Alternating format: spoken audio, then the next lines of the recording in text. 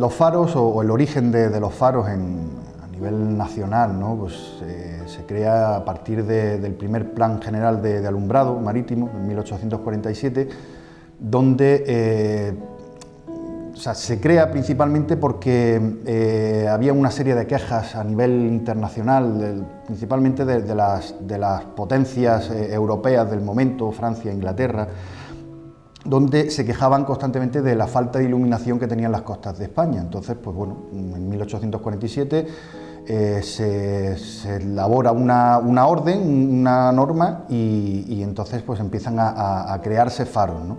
La verdad que es digno que desde el 1847 hasta 1863 prácticamente, que empiezan a funcionar casi todos los faros en España, el trabajo ingente de obra pública, ¿no? Que es construir los faros. Tenemos que meternos en la época, ¿no? Que estamos hablando, donde estaban aislados completamente, porque los faros iban a zonas completamente aisladas. Pues se construyen en prácticamente 15, 16, 17 años, se construyen casi todos los faros, ¿no?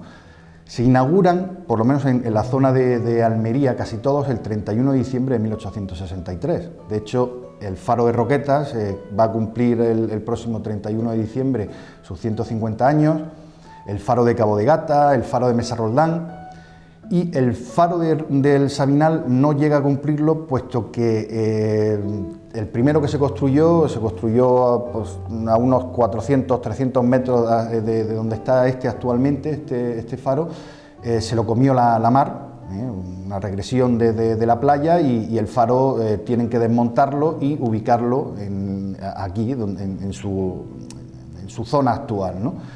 Y bueno, pues se termina de construir, dijésemos, en 1928, ¿no?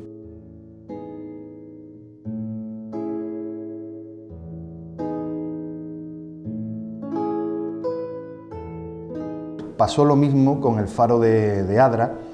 Pasa que el faro de Adra ya es el tercer faro, ¿no?, el que hay actualmente. El primero estaba ubicado en la desembocadura del río Adra, y como consecuencia de las variaciones del río y avenidas y inundaciones, pues el faro se lo fue comiendo el río, y tuvieron que construir uno nuevo en el emplazamiento que hoy en día tiene Protección Civil de Adra, junto con el tercer faro que hay justo al lado, ¿no?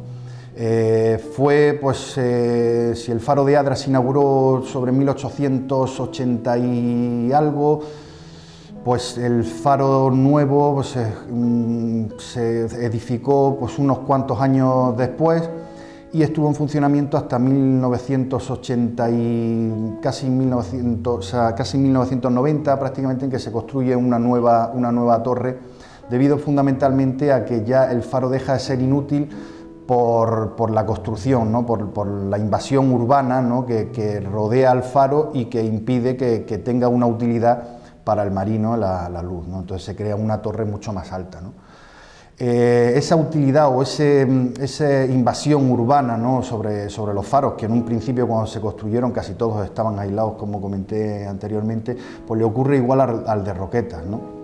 Roquetas era un faro de sexto orden, o sea, el orden más bajo que había, era una luz fija, que en la época en la que se construye pues no había prácticamente luz en la población. Roquetas era muy pequeño, estamos hablando de Roquetas hasta el año 90 no empieza a crecer, ¿no?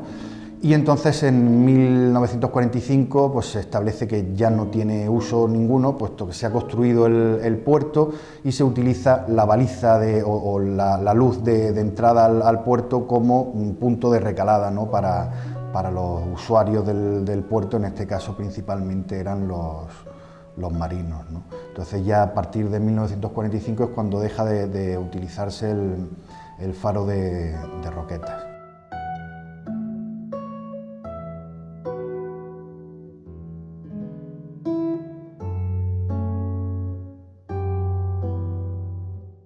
Los antepasados de los Gandolfo, que no tenían ese apellido, pero sí habían recorrido prácticamente casi todos los faros de España, ¿no?, quitando los faros de ultramar, ¿no?, que había en tanto Puerto Rico, Cuba o Filipinas, y quitando las Islas Canarias, pues en casi toda la costa de España están los Gandolfos presentes. Desde que se crea el cuerpo en 1847, mediados del siglo XIX, hasta que lamentablemente desaparece el cuerpo en 1992 con la Ley de Puertos del Estado y de la Marina Mercante.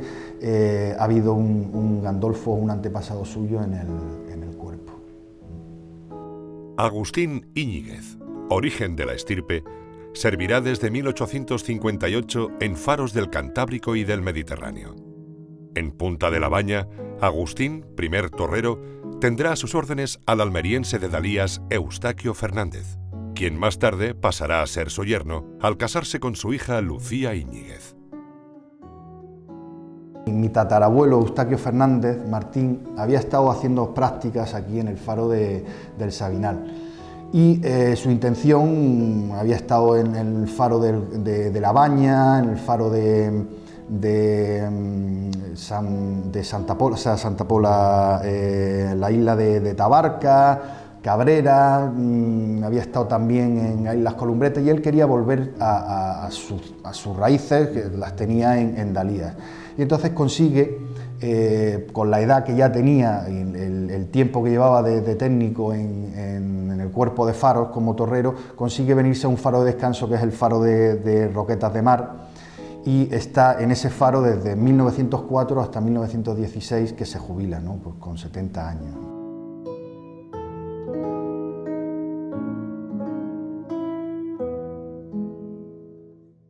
Eustaquio Fernández servirá como primer torrero de faro en Alicante, donde tendrá a sus órdenes a Antonio Gandolfo Campello, quien se convertirá en su yerno al casarse con su hija Ángeles Fernández Íñiguez.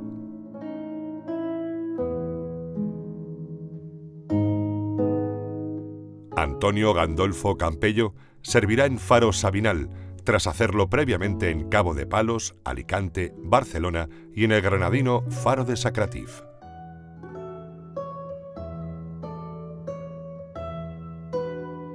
La verdad que si hay un sinónimo de faro de Sabinal es el Gandolfo, ¿no? Pues los Gandolfos han ocupado o han estado sirviendo en este faro pues desde 1909, en el que llega mi bisabuelo Antonio Gandolfo Campello, hasta mi primo, bueno, yo le digo primo, realmente es mi tío, José Luis Gandolfo Pretel, que se va en 1992 aproximadamente. O sea, llega a estar, hay un Gandolfo, una continuidad en los Gandolfos en el faro del Sabinal de prácticamente 81 años o más de 80 años. El hecho de que, bueno, los Gandolfo eran una familia bastante numerosa, eran 11 hermanos, y de los 11 hermanos, 6 eran faristas, ¿no? El primero de ellos fue mi abuelo Eustaquio Gandolfo Fernández, que sacó las oposiciones con 18 años. El primer destino lo tuvo en la isla de Alborán, un faro extremadamente aislado. Luego lo tuvo en la isla de Empou, otro faro igualmente aislado. Posteriormente en la Barra de Huelva, y al final consigue venir aquí, estando su padre sirviendo, y quedan padre e hijo como torreros en este faro, ¿no? El hecho de vivir en el faro pues hace que los hijos elijan como profesión el continuar con la profesión de su padre, ¿no? De su padre y de sus hermanos, ¿no? Con posterioridad a mi hermano, a mi abuelo Eustaquio, pues empieza mi tío Antonio Gandolfo Fernández, luego mi tío Vicente, mi tío Serafín, mi tío Luis y finalmente mi tío Eugenio, ¿no? Todos llegan a ubicarse prácticamente en la provincia de Almería y Murcia, ¿no? Los primeros destinos de mis tíos son las Islas Columbretes, pero ya consiguen venirse o estar lo más próximo, ¿no? a su lugar de origen o el germen de los Gandolfo, que es el faro del Sabinal, ¿no?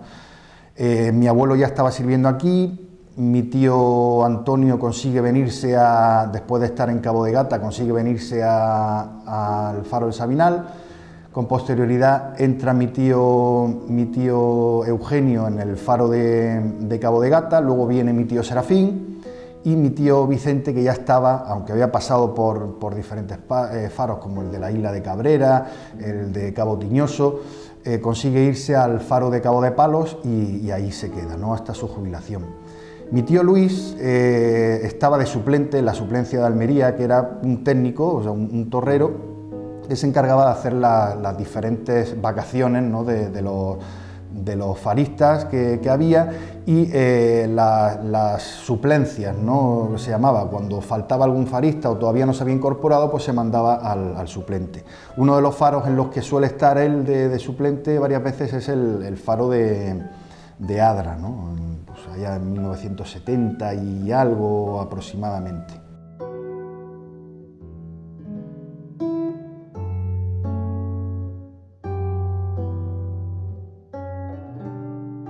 La relación de los Gandolfo con Roquetas de Mar es muy estrecha, ¿no? Se puede preguntar a cualquier pescador mayor y todos siempre hablarán bien de los Gandolfo por lo que suponía el tener una zona de resguardo cuando había mal tiempo. Estamos hablando de barcos que normalmente o iban a remos o a vela, y cuando se metía mal tiempo y no podían regresar a Roquetas, pues quedaban normalmente pues aquí en el faro. Tanto mi abuelo como mis tíos o mi abuela ayudaban incluso, ¿no? a poder subir los barcos, ¿no? Hay un pescador con el que tenemos mucha amistad, José Ramón, el Nene, que siempre cuenta lo que hicieron mis abuelos por él, ¿no? Se encontraba pues con el barco, había atracado en la playa y bueno, pues había pasado el día aquí, y viendo que parecía que había buen tiempo, salió con el barco otra vez para irse a Roquetas, ¿no? Se le metió un temporal, no sé si de levante, yo creo que era el levante, pues no podía llegar a Roquetas, ¿no? Y tuvo que volver otra vez al Sabinal. Era su refugio, ¿no? Era la única zona donde podía atracar y donde podía encontrar ayuda, ¿no? Y el barco estaba prácticamente, o sea, se iba a perder el barco, ¿no? Mi abuela y mi abuelo, o sea, cuando él los avisa, pues rápidamente se van a la playa y consiguen sacar el barco, ponerlo en tierra, donde no sufre las olas, ¿no? Donde el temporal no le afecta, y se refugia en el faro. Antes incluso de mi abuelo Eustaquio, cuando estaba mi bisabuelo, siempre tenían un plato de comida. He escuchado conversaciones que tengo grabadas de mis tíos ya fallecidos, ¿no? Lamentablemente, en las que comentaban que cuando hacían la comida aparecía alguien y decían a mi abuela, o sea, a mi bisabuela, doña Ángeles, ¿hay algo de comer? Venga, pues sí, y daba igual que viniesen 7 u 8 más, siempre había, o sea, siempre se repartía todo, ¿no? Y quizás los marineros, los pescadores mayores de Roquetas, a cualquiera al que tú le preguntes por los Gandolfo, siempre van a hablar muy bien de ellos. El faro del Sabinal no era el término municipal de Roquetas, el término municipal de Roquetas empieza en Cerrillos, aquí al lado. Esto pertenecía en un principio a Dalías y luego a El Ejido, pero bueno, toda la relación la tenían porque era el pueblo más cercano que había, ¿no? Allí de hecho tenían un teatro, mi bisabuelo tocaba el piano bastante bien, mi abuelo pues cantaban zarzuelas, o sea, era la única diversión, ¿no? que se podía tener aquí en Roquetas, ¿no? Y claro, pues eso afianza mucho más, ¿no? la relación con la gente de Roquetas.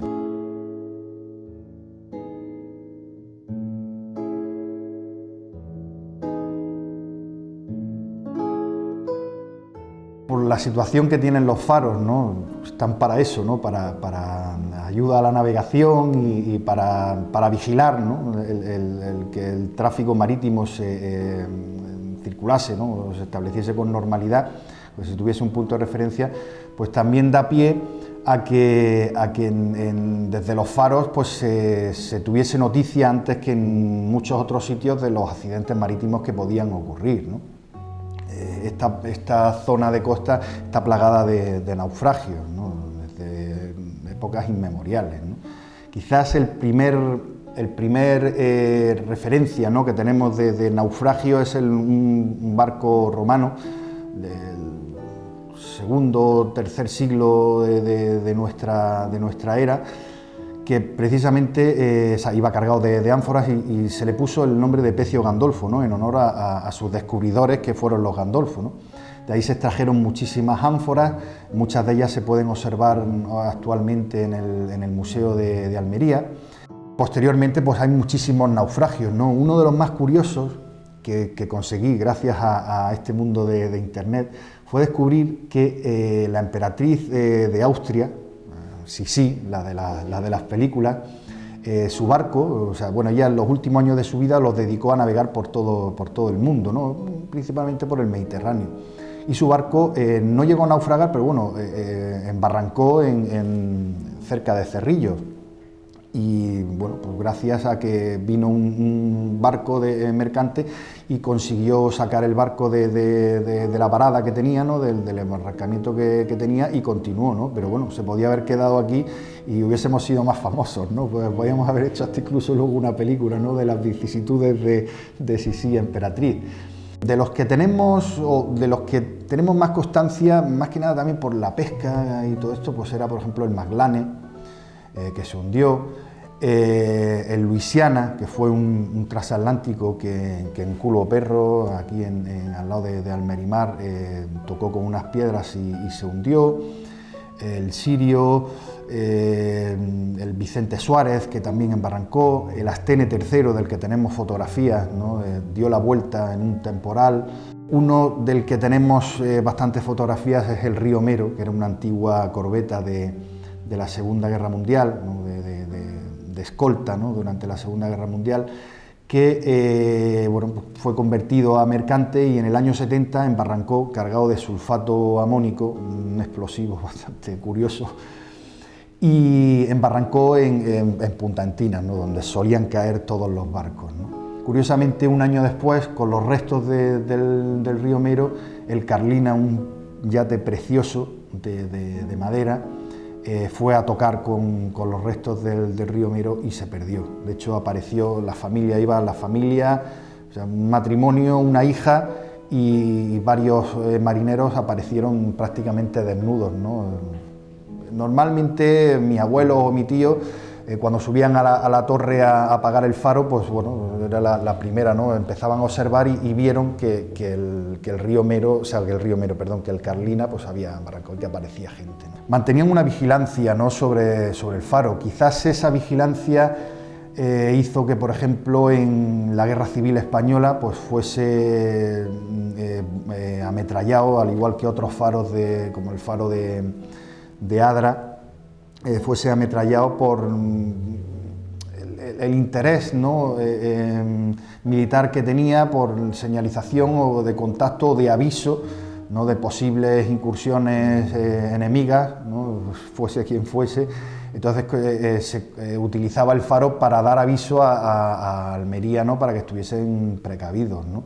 Mi abuelo sí comentaba que una vez le pilló en la playa, mariscando, recogiendo cosas de la playa, como llamábamos nosotros. No era mariscar porque no había marisco, pero bueno, pues tablones o cualquier cosa, ¿no? que podía aparecer en la playa, y le sorprendió justo en la playa un avión del bando nacional que vino a por él. Él pues ya se dio por perdido. En vez de huir, optó por quedarse quieto y saludar, y el avión pasó de largo y no le pasó nada, ¿no? O sea que la verdad que estuvo bastante peligro, ¿no? en aquellas circunstancias.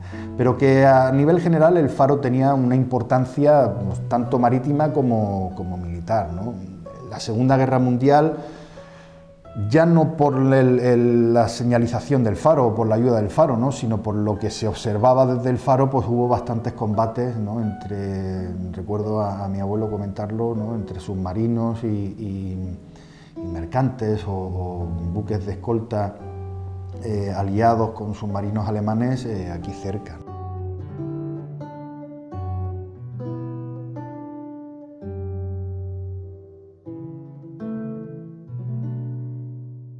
Eran faros donde se tenía que encender el faro a una hora determinada, había una serie de tablas, ¿no? Donde se establecía el orto y el ocaso, no se encendía y se apagaba el faro. Claro, eso implicaba el tener que mantener esa luz, ¿no? Funcionando toda la noche, o incluso los días de niebla, y luego pues la limpieza del faro y todo. estaban los torreros y luego había unos auxiliares, ¿no?, que eran pues, los que también actuaban pues, para el mantenimiento exterior, dijésemos, del faro, de los caminos de acceso y todo esto, ¿no? Pero fundamentalmente era, pues llegaba el oscurecer, había que encender el faro. En un principio, pues las lámparas que había pues, iban con aceite de oliva, posteriormente pasaron a la parafina de Escocia, que le llamaban, y luego empezó con el petróleo, ¿no? Las diferentes lámparas que había, pues, puedo hablar de la lámpara Maris o la lámpara Chance, eran lámparas que vaporizaban el petróleo, o sea, había un sistema que vaporizabas el petróleo con unos capillos, encendías el faro. Luego, para que la óptica del faro pudiera dar esos destellos, ¿no?, que caracterizan a cada uno de los, como dijésemos, como una huella digital, ¿no?, para que el marino pueda identificarlos en la carta, pues tenía que dar una serie de rotaciones. Esas rotaciones se conseguían con una maquinaria una maquinaria de reloj, o sea, un péndulo que va utiliza toda la torre, ¿no?, para ir bajando el péndulo. Ese péndulo había que darle, dependiendo de los faros, de la altura que tuvieran o de las rotaciones que daba, pues había que darle una o dos veces cuerda a lo largo de la guardia, ¿no?, de los diferentes turnos que tenían los torreros, ¿no? El trabajo del torrero era penoso, ¿no?, cuando los faros eran de petróleo. Bueno, en concreto es de petróleo hasta el año 71, que se electrifica por primera vez. El hombre ya había llegado a la luna y en el faro todavía estábamos con lámparas de petróleo, o sea, que todo se iba con lámparas de petróleo. Mi madre me comenta de ver a su madre, a mi abuela Mari, cosiendo por la noche con la lámpara con la lámpara Aladino, que se llamaba, por la noche. O sea, tenía esa escasez escasez de todo, pero bueno, es que había escasez en todos sitios, ¿no? Todo esto ya cuando pasamos a la electrificación de los faros, no deja tampoco de tener problemas, porque los sistemas anteriores se siguen manteniendo o guardando como emergencia, pero claro, la corriente eléctrica constantemente se estaba yendo. Ya había unos grupos electrógenos que saltaban cuando había un corte de luz, y esos grupos electrógenos alimentaban la línea y con eso pues se daba la luz eléctrica. Ya se pasó a la automatización del faro con células solares, que ya las había en algunos faros, sobre todo los faros de acetileno, se había inventado para los faros aislados, como por ejemplo puede ser el de Alborán, ¿no?, que había una serie de válvulas que llamaban válvulas solares que encendían el faro automáticamente sin que hubiese nadie, ¿no? Pero bueno, cuando ya entra la electricidad, pues el faro ya deja de tener, o el torrero o el técnico, ¿no?, que ya se denomina técnico, ya deja de tener ese papel tan fundamental que tenía en su día, ¿no?, y el temor a que el faro se apagase.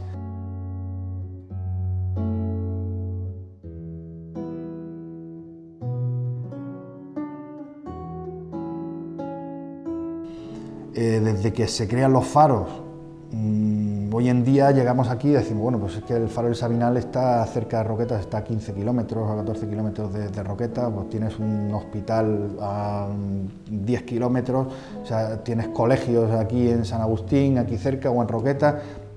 Antiguamente eso no lo había.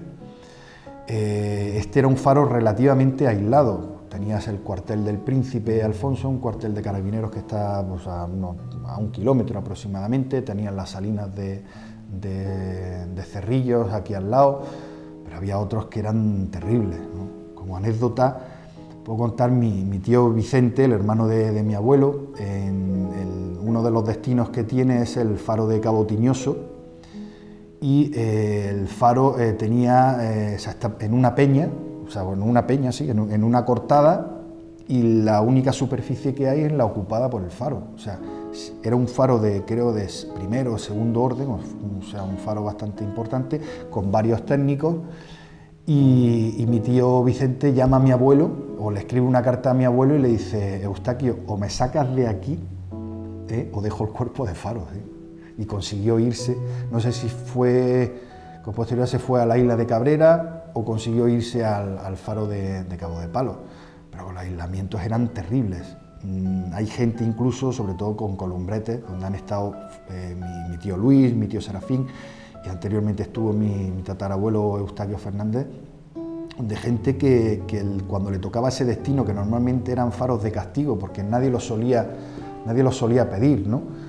Gente que se suicidó, o sea, decir, oye, yo no me quiero ir a ese faro, o sea, era un aislamiento impresionante, ¿no? O sea, si tú no tenías las ideas claras y no eras capaz de mitigar ese aislamiento, pues podías terminar volviéndote loco.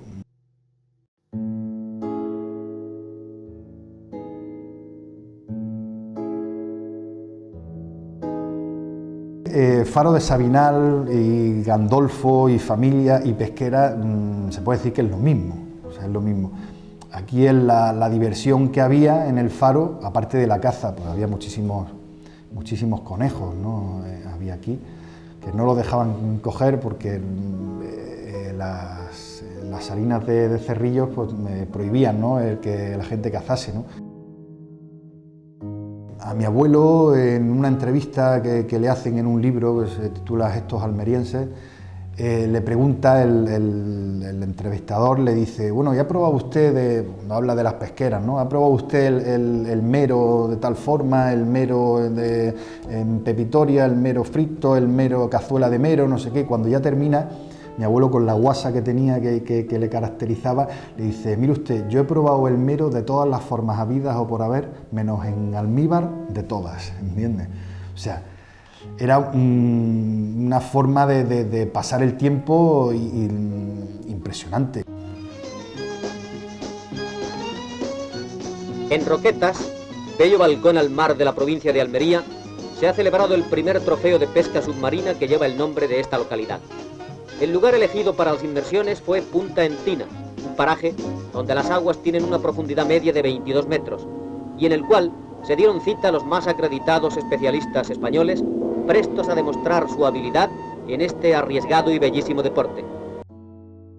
Cuando se empezó a pescar a la submarina, mi tío Antonio, o sea, mis dos tíos Antonio, de las primeras gafas que se las hacían con cámaras de rueda de coche, y luego con masilla de los cristales de la linterna del faro la cerraban y con eso se ponían a pescar a la submarina y cogían pescado. Uno de los recuerdos más gratos que tengo era cuando, antes de jubilarse mi abuelo, cuando las tardes de verano en las que la mar estaba como un plato y veía a mi abuelo los charranes picando en el agua, que decía, venga, vamos a echar el boliche, ¿no? El boliche es un arte de pesca, la jávega, ¿no? Le llaman.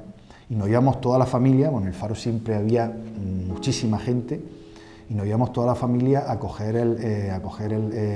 echar el boliche, a coger pescado, y recuerdo el copo del arte cuando llegaba a tierra, brillando de color plata, de la sardinica, del boqueroncillo.